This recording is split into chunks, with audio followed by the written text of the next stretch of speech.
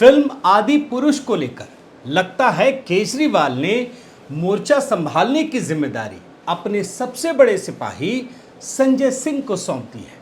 तो क्यों ना उन्हीं से सवाल जवाब करते हैं। क्यों संजय सिंह जी, आदि पुरुष पर आप क्या कहेंगे? ये क्या बना रहे हैं आप फिल्म में? तमाशा कर रहे हैं। लेकिन क्यों संजय जी, आपको ये तमाशा क्यों लग रहा है, जरा ये भी बताइए। सैकड़ों करोड़ कमा लिया, सैकड़ों करोड़ कमा लिया। ये दिक्कत है, मतलब YouTube में डाल देना चाहिए था। लेकिन दिक्कत कुछ और तो नहीं है, ये भी बता दीजिए। किस हिंदू को यह स्वीकार्य है कि कल्पना के आधार पर एक दृश्य रामायण के आधार पर बनी फिल्म आदि पुरुष में दिखाया जाए? और कोई परेशानी हो तो वो भी खुलासा कर दीजिए। डायलॉग तो मैंने कल सुनाया था, आज दोबारा सुनाने का मन नहीं है, कहिए तो फिर से सुना। नहीं नहीं, रहने दीजिए। कुछ डायलॉग बड़े खराब हैं, मुझे भी पता है, लेकिन आपको इससे क्या फर्क पड़ता है, ये तो बताइए। भगवान श्री राम का, भगवान बजरंग बली का, माता सीता का घोर अपमान कर रहे हैं। मतलब सनातनियों के साथ साथ आपकी आस्था को भी चोट पहुंच रही है, वो भी सिर्फ एक डायलॉग से। मगर संजय सिंह जी, आपकी आस्था को उस समय चोट क्यों नहीं पहुंची जब आपने भगवान राम को हवा में उड़ गए कहा था? सुनिए ना। हवा में उड़ गए जय श्री राम, हवा में उड़ गए जय श्री राम।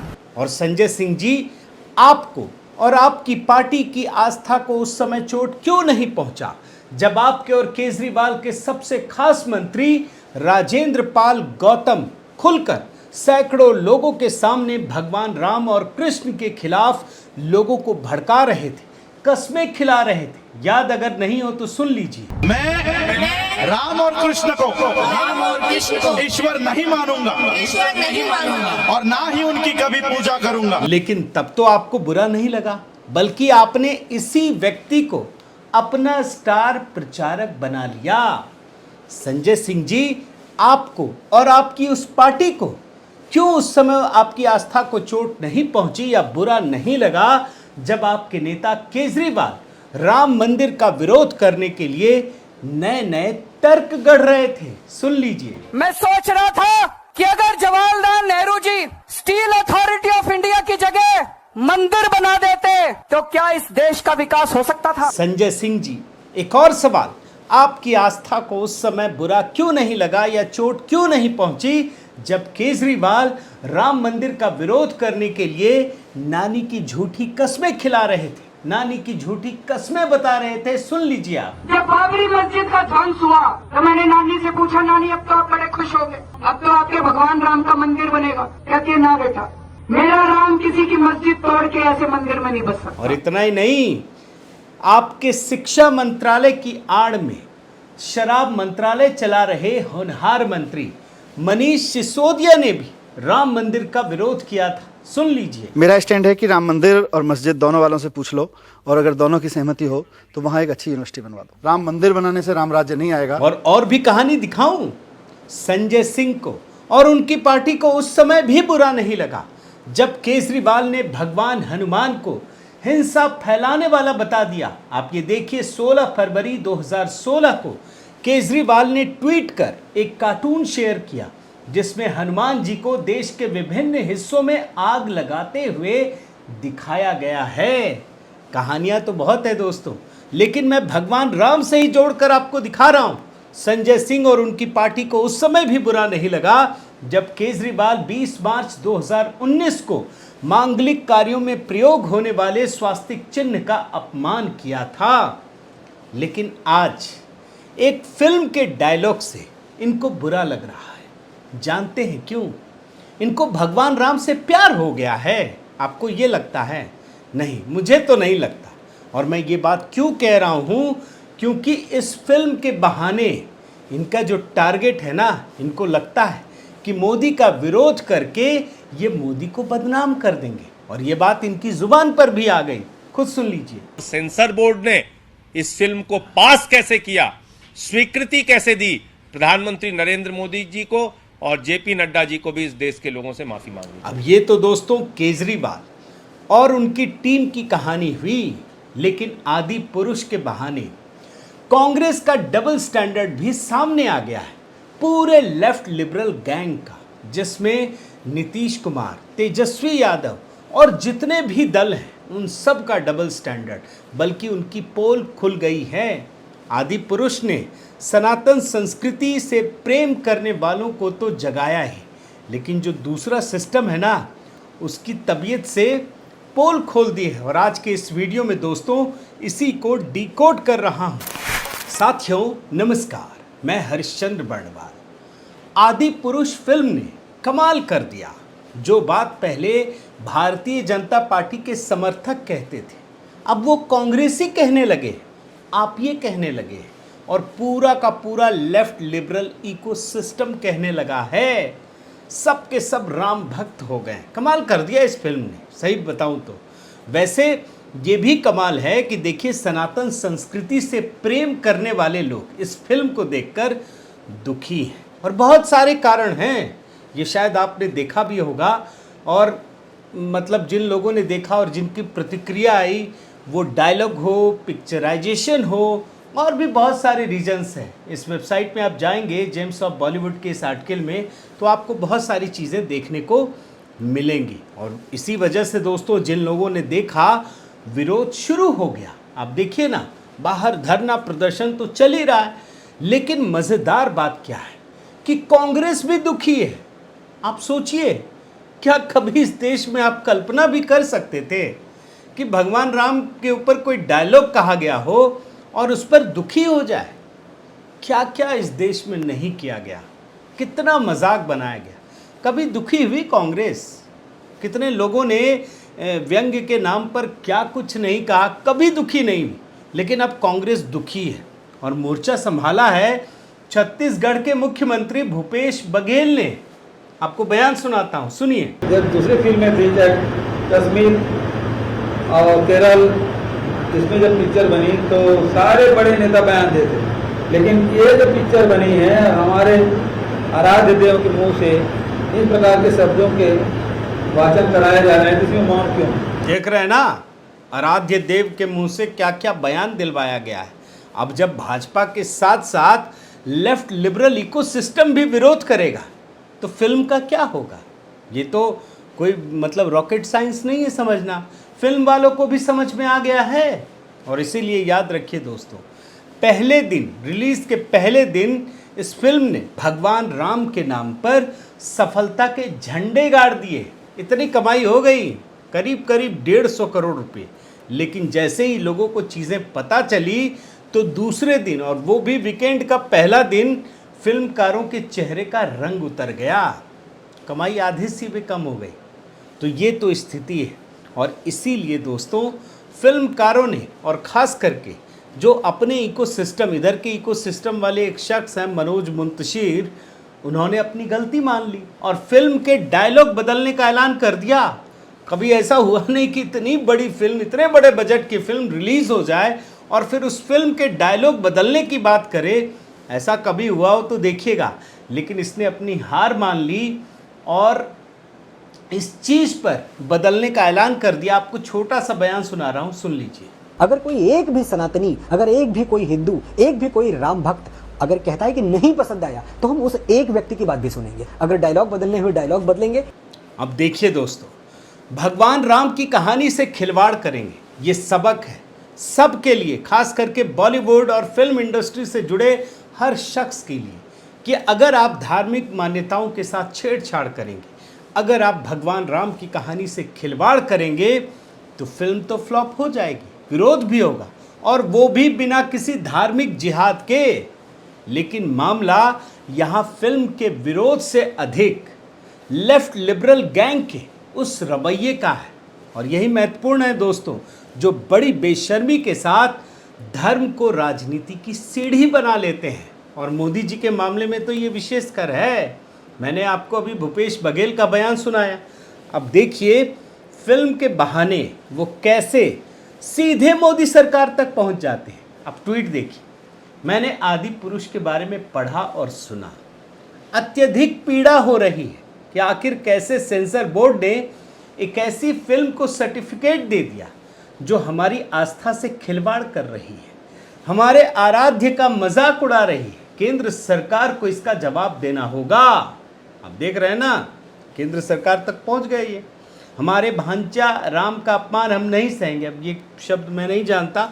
जिम्मेदार लोग माफ़ी मांगे।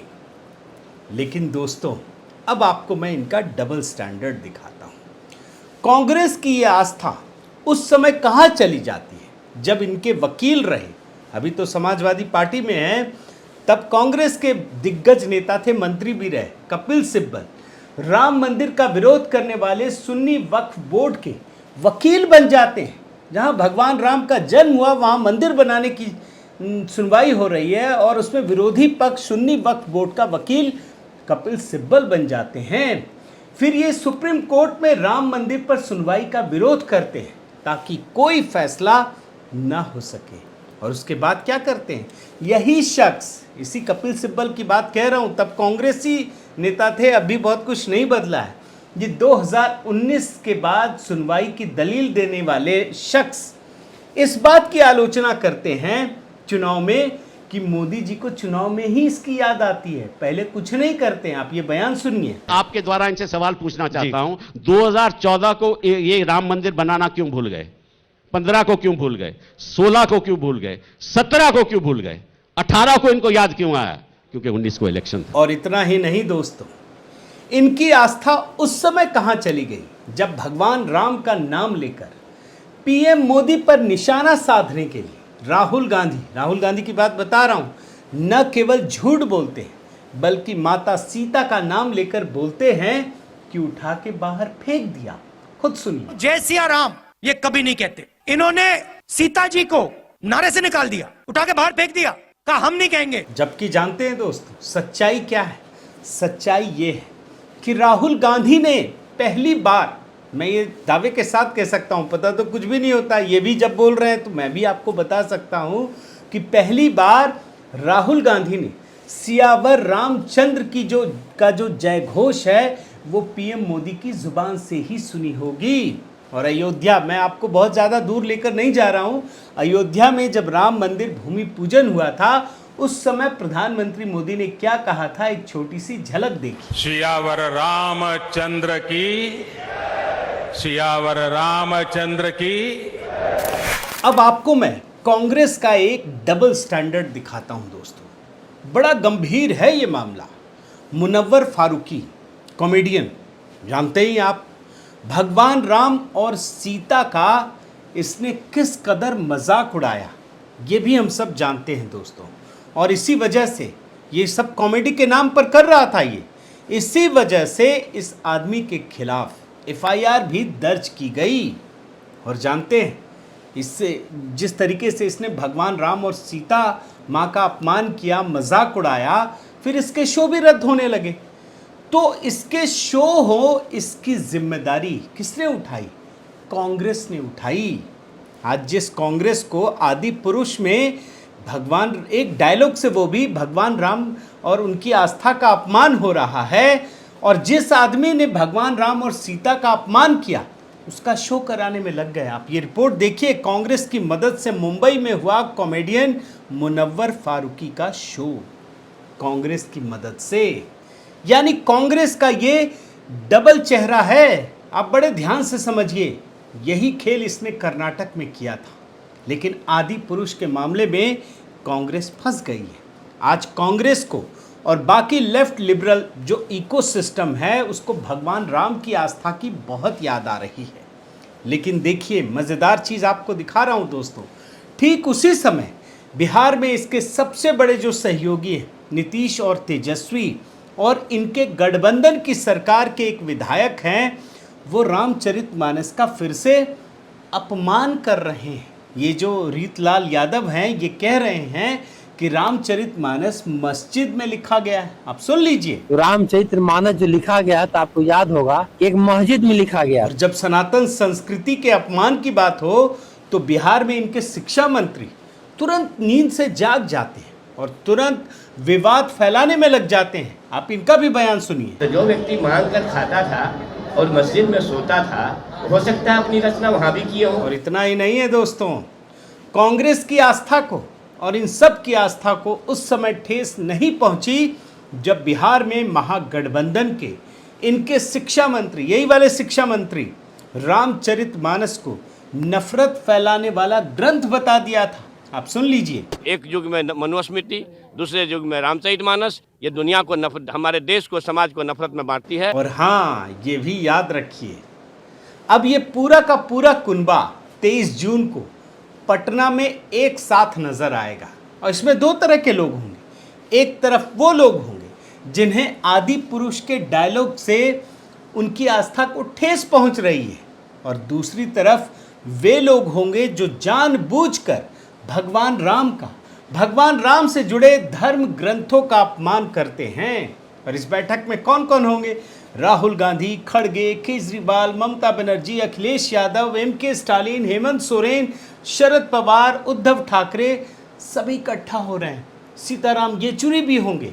और अब जब इसमें सारे लोग शामिल होंगे, एक और हैं समाजवादी पार्टी, उनके नेता अखिलेश यादव, तो ये भी बताना ज़रूरी है दोस्तों, ये वही पार्टी है जिसने भगवान राम को लेकर आपत्तिजनक नारा गढ़ा था 90 के दौर में। अब आपको हो सकता है लगे कि ये पुरानी बात है, तो आपको मैं नई वाली खबर भी दिखा देता हूँ।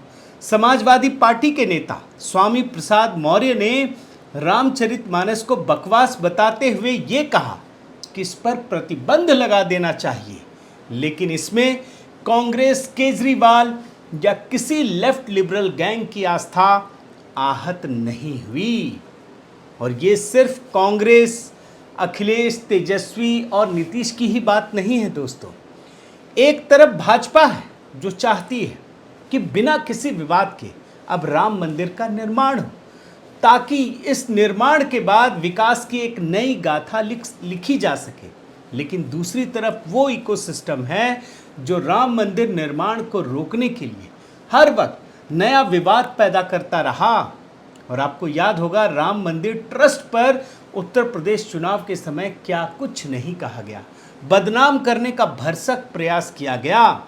लेकिन सनातन संस्कृति को अपमानित करने वाले ये जो लोग हैं ना दोस्तों, वो एक बात पर सहमत है। और मैं सिर्फ सांकेतिक रूप से ये बात दिखा रहा हूँ। सनातन संस्कृति में तो ये मतलब भ्रम पैदा करते हैं, लेकिन दूसरी तरफ उनका वोट इकट्ठा रहे तो फिर वो ये बात कहते हैं। सुन लीजिए। कुरान केवल मुसलमानों के लिए पाक नहीं है, वो हिंदुओं के लिए भी पाक है। वैसे मैं तो यही कहूंगा दोस्तों कि जब ये पूरा इकोसिस्टम आदि पुरुष फिल्म के बहाने ही सही एक हो गया है, भले ही मोदी का विरोध करने के लिए ये जाग गया है, सबकी आस्था जाग उठी है, तो ये देखना दिलचस्प होगा कि 23 जून को जब पटना में एक साथ बैठेंगे, क्या बिहार के शिक्षा मंत्री, तेजस्वी के विधायक, अखिलेश यादव के नेता, केजरीवाल के पूर्व मंत्री के आपत्तिजनक बयानों पर संज्ञान लेंगे? क्योंकि खुद 23 जून को इकट्ठा होने की सहमति इन सब ने दे दी है। बयान सुनिए। तय हो गया है कि 23 जून को पटना में विपक्षी दलों की बैठक होगी, जिसमें सभी दलों की सहमति प्राप्त हो गई है। मल्लिकार्जुन खड़गे जी और श्री राहुल गांधी जी ने सहमति दी है उसमें आने के लिए। पश्चिम बंगाल की माननीय मुख्यमंत्री श्रीमती ममता बनर्जी जी ने उसमें सहमति दी है। तो कुल मिलाकर साथियों, ये सारे के सारे लोग आदि पुरुष के बहाने चले थे मोदी का विरोध करने, लेकिन हकीकत में इनका खुद का बंटाधार हो गया है। ये खुद फंस गए हैं, क्योंकि इनके जीन में धर्म राजनीति का एक हिस्सा भर है। ये भगवान राम का नाम लेकर या तो किसी को डराते हैं या फिर किसी को भ्रमित करते हैं। लेकिन आज जब इनकी आस्था जग रही है तो 23 जून को याद रखिए, 23 जून को ये सारा जो सीक्वेंस है ना, बड़ा एकदम सही समय आपके सामने आया है कि आज जब इनकी आस्था जाग रही है, भगवान राम के नाम पर ये तमाम बातें कह रहे हैं, तो जब ये इकट्ठा होंगे तो क्या सही में हकीकत में ये चीज़ें नज़र आएंगी, या फिर भगवान राम के नाम पर राजनीति करने वाले और राम को अपमानित करने वाले एक साथ खड़े हो जाएंगे, जो अक्सर दिखता रहता है। तो इंतज़ार कीजिए दोस्तों, आदि पुरुष ने इन सब की पोल खोल कर रख दी है। बहुत बहुत धन्यवाद। आपसे निवेदन है साथियों कि आप मेरे इस चैनल को ज़रूर सब्सक्राइब कीजिए, लाइक कीजिए, शेयर कीजिए, कमेंट कीजिए और इस बेल आइकन को प्रेस करना मत भूलिएगा। नमस्कार।